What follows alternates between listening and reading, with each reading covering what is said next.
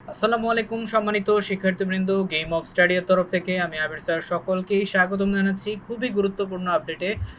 ওকে, so বলা যাচ্ছে যে পাবলিক পরীক্ষার জন্য কিন্তু স্বতন্ত্র কেন্দ্রের সুপারিশ করা হচ্ছে। তো এটা কার্যকর কবে হবে? তো খুবই গুরুত্বপূর্ণ একটা বিষয়, কারণ অধিকাংশ ক্ষেত্রেই কিন্তু দেখা যায় যে নর্মালি যেই কেন্দ্রেই পড়ুক না কেন, অনেক সময় দেখা যায় অনেক দুর্নীতিও কিন্তু হতে পারে। ঠিক আছে, পরীক্ষার ফলাফলের ক্ষেত্রে অথবা হচ্ছে একই স্কুল অন্য স্কুলের উপর হচ্ছে আপনার প্রতিহিংসা অথবা ক্ষোভ থাকার কারণে অনেক প্রবলেম কিন্তু ফেস করতে হয় শিক্ষার্থীদের। পাশাপাশি দেখা যায় কলেজের ক্ষেত্রেও ঠিক সেম। তো এই বিষয়গুলো যাতে রোধ হয়, এটার জন্যই মূলত এই সুপারিশটা করা। তো আমরা একটু জেনে নিই।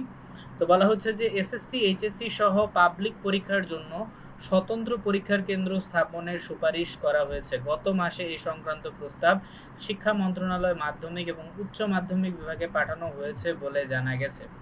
স্বতন্ত্র পরীক্ষার সুপারিশ করেছে পরিদর্শন ও নিরীক্ষা অধিদপ্তর বা হচ্ছে ডিআইএ। জানতে চাইলে ডিআইএ এর যুগ্ম পরিচালক professor Khandakar Mahfuzul Alam the daily ক্যাম্পাসকে বলেন, পাবলিক পরীক্ষার জন্য জেলা ও উপজেলা পর্যায়ে স্বতন্ত্র পরীক্ষার কেন্দ্র স্থাপনের সুপারিশ করা হয়েছে।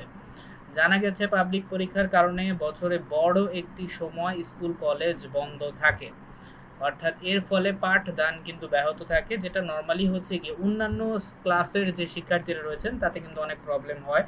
তো আমার কাছে মনে হয় এটা অনেক পজিটিভ একটা বিষয়, অর্থাৎ হচ্ছে শিক্ষার গবেষণার দিক দিয়েও যদি চিন্তা করেন তাহলে এটা একটা পজিটিভ ভাইব আমি বলবো। আর স্টুডেন্টদের জন্য এটা আশা করি অনেক বেশি কার্যকর হবে।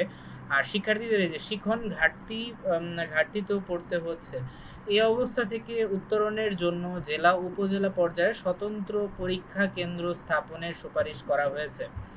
নাম অপ্রকাশিত রাখার শর্তে ডিআই এর এক কর্মকর্তা জানান, বিভিন্ন পাবলিক পরীক্ষায় স্কুল কলেজের সঙ্গে কেন্দ্র সচিব ক্ষেত্র বিশেষে কেন্দ্রের পরিদর্শকরা অর্থের বিনিময়েও কিন্তু চুক্তি করে থাকেন, যেটা কিন্তু অস্বীকার করলে কিন্তু চলবে না। ঠিক আছে, তো এগুলো যাতে এই চুক্তির মাধ্যমে পরীক্ষার হলে পরিদর্শকরা সংশ্লিষ্ট স্কুল কলেজের শিক্ষার্থীদের পরীক্ষায় অনৈতিকভাবেও কিন্তু কি করেন, সহায়তা করেন। ঠিক আছে, উপজেলা ও জেলা পর্যায়ে স্বতন্ত্র কেন্দ্রে পরীক্ষার এটি হলে এটি বন্ধ হবে, এজন্য স্বতন্ত্র কেন্দ্র স্থাপনের সুপারিশ করা হয়েছে।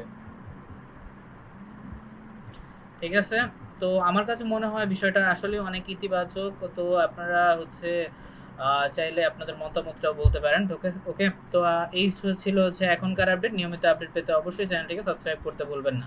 আর আপনার মন্তব্য মতামত আপনারা চাইলে কমেন্ট সেকশনে জানাতে পারেন। ধন্যবাদ সবাইকে। আল্লাহ